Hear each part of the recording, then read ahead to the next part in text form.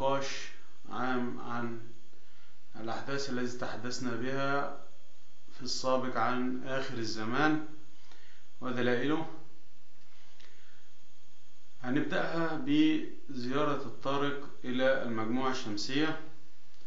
وزيارة الطارق إلى المجموعة الشمسية والتي تم الإعلان من قبل وكالة ناسا الأمريكية أن هذا سيحدث يوم 21/3/2014، وديا الجمعة ل12 في سنة 2014.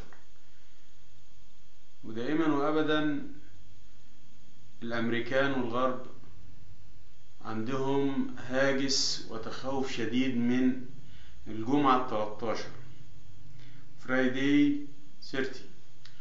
هو ده اليوم اللي بيخافوا منه جدا، لأن فعلا عندهم في الكتب السماوية والنبوءات أن هذا اليوم الذي سوف تحدث فيه الكارثة العظمى في العالم أو في الأرض. وهذا اليوم هو يوم الجمعة 13، سيكون يوم 28/3/2014. يوم الجمعة 28/3/2014 هيبقى هو يوم العودة للطارق، آخر يوم موجود للطارق في المجموعة الشمسية بين الشمس والأرض. احنا قلنا قبل كده ان الطارق هيكون موجود بين الشمس والأرض على بعد 20 مليون كيلو متر من الأرض. إذن فوجود الطارق بين الشمس والأرض على بعد 20 مليون كيلو متر سيحجب أشعة الشمس وضيائها وحرارتها عن الأرض، مما سيتسبب في الإحساس شديد جدا بالبرودة وانتشار الثلج في أجزاء كبيرة من الأرض، بالإضافة للأمواج العالية جدا اللي هيسببها الجاذبية الكبيرة أو العالية جدا بالنسبة للطارق. الجاذبية بتاعته بتكون عالية جدا، فبالتالي هيحصل حاجتين. الحاجة الأولانية أن يحصل أمواج عالية جدا بسبب هذه الجاذبية المرتفعة، يقال أنها ستصل إلى 400 متر ارتفاع الأمواج. ثم ان هو بيجي بقطبية زي ما قلنا معاكسة لقطبية الأرض، فيكون الشمال بتاعه مواجه لشمال الأرض، فيحصل نفور شديد بينه وبين الأرض، مما سيتسبب في مجال مغناطيسي قوي جدا سيؤدي إلى تفجير جميع الأسلحة اللي موجودة على وجه الأرض التقليدية وغير التقليدية في الناس اللي موجودة فيها. زي ما قلنا قبل كده ان الله سبحانه وتعالى قال في كتابه الحكيم: والأرض ننقصها من أطرافها، أي ننقص الأرض من أطراف، فناخد أطراف الأرض الأول، فبالتالي ده هو نقص الأرض، وهذا ما نص عليه كتاب الله. فلو جينا نبص لأطراف الأرض هنبص نلاقي ان أطراف الأرض هي المخزن فيها الغالبية العظمى من هذه الأسلحة، فبالتالي هذه الأسلحة من الأشياء التي ستسبب في دمار الناس اللي موجودة في المناطق دي، فهيدمروا نفسهم بإيديهم وبالأسلحة اللي عملوها علشان يقووا بهم نفسهم. عشان خاطر كده ربنا في سورة الطارق يقول: فما لهم من قوة ولا ناصر. مفيش قوة أصلا هتحميكم، بل بالعكس، ده القوة اللي انتوا بتتخيلوا انها تحميكم دي هي اللي هتدمركم، هي اللي هتبيدكم أصلا من على وجه الأرض. فقلنا ان الجمعة 13 هي الجمعة اللي هي يوم عودة الطارق، لان احنا قلنا ان الطارق بيجي هيمكث هنا 8 أيام و7 ليالي، وزي ما جبنا الأدلة قبل كده من القرآن على هذا: فسخرنا عليهم 7 ليال و8 أيام حثوما، ان هو هيجي يوم الجمعة 21/3 بعد الفجر الصبح يعني، فيبقى موجود لحد يوم الجمعة آخر النهار اللي هو 28/3 اللي هي فرايداي 13 اللي هي الجمعة 13 دي. واتعمل عليها أفلام كتير جدا في أمريكا على الجمعة 13 دي، إن هي اللي هيبقى فيها الكارثة الكبيرة فعلا، لأن في عودة الطارق في التفافه حول نفسه لكي يعود إلى مساره الذي أتى منه، فيلتف ويعود كما أخبرنا رسول الله أنه يلتف ويعود على نفس الخط الذي جاء منه. فكان زي ما الرسول قال لنا انه يكاد يلقي مذيله، لان احنا قلنا ان هو المذنب هو صاحب الذيل الطويل وديله بيوصل لحوالي 10 مليون كيلو متر، فبالتالي لما يجي يلف عشان يرجع تحس انه كانه ياكل ديله. في اللحظه دي، في لحظه العوده دي، هيتساقط منه اجزاء من المخلفات اللي هو سحبها وراه، اللي عامله له الهيكل بتاع الديل ده، هتتساقط على الارض. وهي دي اللي قال عنها سيدنا عيسى السهام من النار التي تضرب الارض. هذه هي السهام من النار التي سوف تضرب الارض الذي اخبرنا عنها سيدنا عيسى، وهذا سيكون في يوم الجمعة 13، الجمعة 13 فرايداي 30. ده اللي هم فعلا عارفينه كويس جدا ومتخوفين منه ومرعوبين من جمعة 13 دي. وال13 خلوا العالم كله يتشائم من رقم 13، لان في يوم الجمعة 13 رقم 13 دي هي اللي هيتم فيها الدمار الشامل في المنطقة بتاعة الارض دي كلها، اللي هي الاطراف بتاع الارض دي كلها هتباد نهائيا في هذا اليوم. سيكون الايام السابقة عبارة عن تلوج وانخفاض شديد جدا في درجات الحرارة. عشان خاطر كده سيدنا الرسول قال ان في اليوم ده تدخل بيتك وتقفل عليك ابوابك وشبابيكك وكل حاجة وتلبس هدوم تقيلة والكلام ده كله. ده بسبب ان الجو حرارته فعلا هتبقى برد بطريقة فظيعة. فده حكاية الجمعة 13 اللي هم بيخافوا منها ومرعوبين منها وبيتشائموا جدا من رقم 13، وخلوا العالم كله يتشائم من رقم 13، لانه فعلا يوم هلاك بالنسبة للأرض. لما نقول إن تلتين الأرض فعلا هيفنى في هذا الوقت، وأكثر من ثلثي سكان الأرض سوف يفنون. فبالتالي هو يوم سبحان الله، يعني يوم يجعل الولدان شيبة. فعلا اليوم ده هيخلي الوليد يشيب من كتر الهول والأهوال والكوارث اللي هتحل على العالم في هذا اليوم، لأن كله هيتخيل إن إيه يعني ياما بتقوم دي نهاية، خلاص نهاية العالم انتهت على كده. لكن لا، هي دي مش هتبقى نهاية، دي بداية عصر الآخرة، بداية جديدة لعصر جديد الذي سوف يبتدره المهدي عليه السلام بعد ذلك. وزي ما قلنا ان المهدي هيجي بعد الطارق زي ما اخبرنا رسول الله بقدر حمل امرأة. هتقول لي عرفت ازاي؟ اقول لك ان الرسول اللي قال ان الطارق ده لما بيجي بيسبب فترة تيه حوالي 40 سنة، وعلشان تبدأ حضارة جديدة بتاخد حوالي 300 سنة. لكن الرسول قال ان المرة دي هيكون فترة التيه والتوهان والذهول والكلام ده كله بقدر حمل امرأة، لان المهدي هيجي في الفترة دي بقدر حمل امرأة بينه وبين الطارق. وحمل المرأة زي ما احنا عارفين من 6 ل 9 شهور. عشان خاطر كده لما في حديث تاني الرسول قال ان هو هيكون في شهر محرم، في منتصف شهر محرم، في النصف الثاني في شهر محرم. فلو جينا نشوف شهر محرم هنلاقيه في نهايات 10 أوائل شهر 11، فيكون بينه وبين شهر 3 حوالي 7-8 شهور. ودي هي الفترة اللي احنا اتكلمنا عليها، على ان وجود المهدي هيبدأ الحضارة جديدة مباشرة، وهيلم كل شعوب الأرض زي ما قال سيدنا عيسى عنه عن ابن الإنسان أنه عندما يستقر على كرسي حكمه سيجمع كل طوائف الأرض حوله، هتنقسم طوائف الأرض أو الطوائف الباقية من الناس اللي هي لسه موجودة في الأرض في الوقت دي وما ماتوش. لأن طبعا سيدنا عيسى قال برضو أنه في هذا اليوم، يوم الطارق ده، ستحزن كل طوائف الأرض وتبكي النساء أبنائها الذين ماتوا، لأن الموت هيكون منتشر في كل مكان. بل إن البعض يقول أن يموت في هذا اليوم مثل ما مات من آدم إلى هذا اليوم، يعني اللي هيموتوا في اليوم ده لوحده قد اللي ماتوا من آدم لحد اليوم ده. فأي محاولة منهم مفكرين مثلا ان بذكائهم او بقدراتهم او بعلمهم انهم يستطيعوا ان يفعلوا اشياء لتحميهم من هذه الكارثة العظمى، فربنا في القرآن قال لنا فما لهم من قوة ولا ناصر، ما فيش قوة ليهم ما تحميهم ولا حد ينصرهم من هذا، وما قدره الله سوف يكون. احنا بنتكلم في الحاجات دي اهو وبنقول وبنعرف الناس بقدر ما استطعنا ان نجمع من ابحاثنا ومن علومنا، ان احنا نبين العلامات دي للناس ونفهم الناس الأخطار العظيمة اللي جاية علينا، علشان خاطر نحاول ان احنا نفهم ايه اللي بيحصل، لان المسألة هتكون فجأة. عشان خاطر كده هو اسمه ايه؟ الطارق.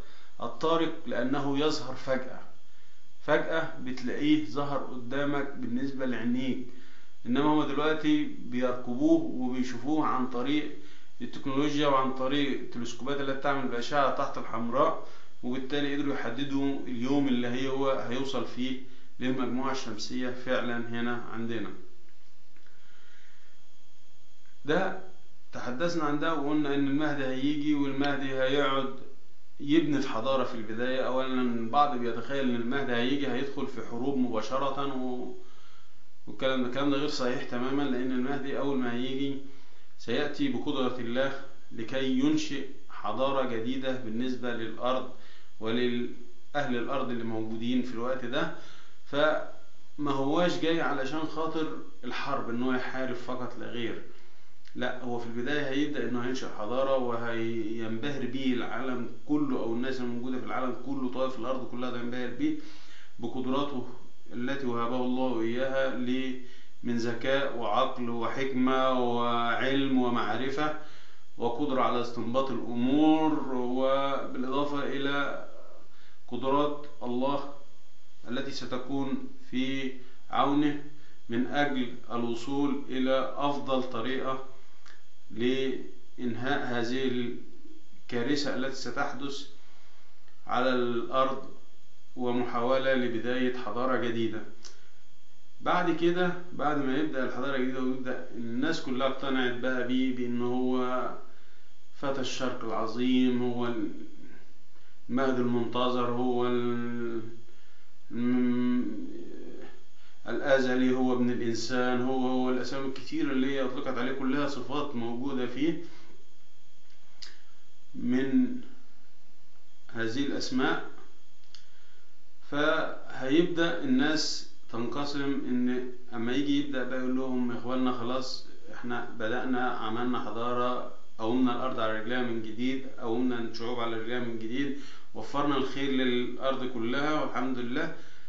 تعالوا بقى نفكر في خالق الأرض سبحانه وتعالى، ويبدأ يدعو إلى توحيد العبادة في عبادة واحدة وهي لا إله إلا الله. فهننقسم في الوقت دي إلى قسمين، فريق عن يمينه وفريق عن شماله. سيحارب هو الفريق اللي على شماله، لأنهم هم دول اللي هيحاربوه أو هيكونوا ضده، واللي على يمينه هم اللي هيكونوا معاه. فهتبدأ الحضارة الجديدة بالنسبة للأرض. هينتصر المهدي في كل الحروب التي سيخوضها، وآخرها سيكون حرب المعروفة بهرمجدون، وهينتصر على كل هذه الشعوب. ثم يأتي الشيء الذي لا يستطيع المهدي مجابهته وحده، اللي هو المسيح الدجال، الذي سوف يأتي بقدرات برضو من الله كفتنة للأرض. ففي الوقت ده هينزل عيسى عليه السلام وهيساند المهدي في هذا، ينزل بحربة من الله لكي يقتل بها المسيح الدجال. وعيسى عليه السلام برضو لنا معاه قصة زي ما قلنا قبل كده، ان هو قصة المائدة، وازاي ان الحواريين طلبوا منه انه ينزل عليهم مائدة من السماء، وان ده ما كانش من الحواريين الاول، لان الحواريين الاول امنوا بوحي من الله، اوحينا الى الحواريين ان امنوا به وبرسوله قالوا امنا واشهد باننا مسلمون. فاذا الحواريون الاول امنوا بوحي من الله، فمن المستحيل ان يؤمنوا بوحي من الله ثم يعودوا ليقولوا لعيسى عليه السلام يا عيسى ابن مريم هل يستطيع ربك؟ إذا فالذين سيتحدثون بهذا الأسلوب لن يكونوا الحواريون الأول، بل أناس لا يعتقدون أساسا أن هذا عيسى، ولا يؤمنون بأن هذا عيسى، ولا يؤمنون بالله أساسا، أو لا يؤمنون بالله الذي هو الحق. فمش هيصدقوا عيسى، فيطلبوا منه هذه الطلب لكي تطمئن قلوبهم، والكلام ده كله زي ما احنا قلنا ان ده يكون في الحواريين اللي في ان البعث الاخر لعيسى عليه السلام، اللي هم يكونوا موجودين، هم المسيحيين اللي يبقوا موجودين في الوقت ده، هم اللي يطلبوا من عيسى هذا الطلب وربنا هينزل عليهم المائدة بعد دعوة عيسى، لكن هيشترط الشرط ان هو لا من يكفر بعد ذلك سيعذبه عذابا لا يعذبه احدا من العالمين. ايه هو العذاب ده؟ زي ما قلنا ان هو الدخان، فارتقب يوم تأتي السماء بدخان مبين. هينزل الدخان ده هيكون زي ما رسول الله قال يصيب كل البشر، ولكن يصيب المؤمن كالزكام منه كالزكام، يعني المؤمن هيصاب كأنه عنده رشح زكام منه، ويصيب الكافر والمنافق فينفخه فيظل يدخن حتى يموت. وده العذاب الذي لا أعذبه أحدا من العالمين، ده عذاب مخصوص للناس اللي هم هيكونوا كفرة موجودين في الأرض، ما زالوا موجودين في الأرض بعد إنزال المائدة. وبعد مسألة الدخان دي هيكون طبعا الموجودين كلهم مؤمنين، فيبدأ ان لا اله الا الله هي الوحيدة الموجودة على وجه الارض، فلا يوجد كافر ولا مشرك ولا اي ديانات الا لا اله الا الله محمد رسول الله.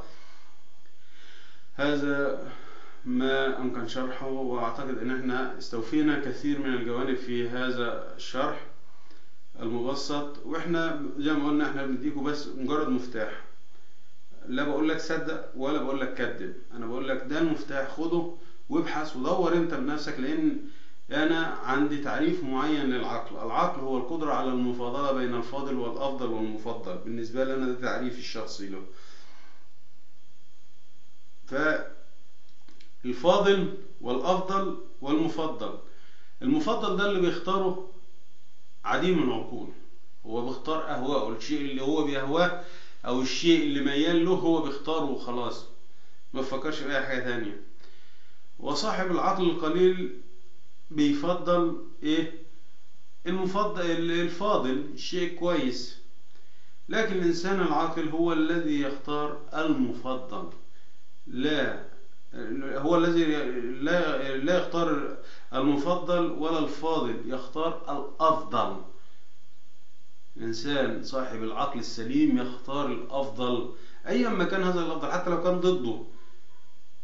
ليه؟ لأن هو ده الأفضل، أفضل شيء ممكن يكون هو ده، فهو ده العقل. وكل شيء في صفر بيساوي صفر في النهاية، وإحنا عارفين كلنا إن إحنا نهايتنا إن إحنا سواء طال الزمن أو قصر فنهايتنا هي لقاء الله. فيجب أن نعمل جميعا من أجل استعادة أرواحنا للقاء الله. البعض يقول لا ده الكلام ده مش منطقي مش عقلاني، ما هوش ممكن انه يحصل ومن المستحيل حدوثه.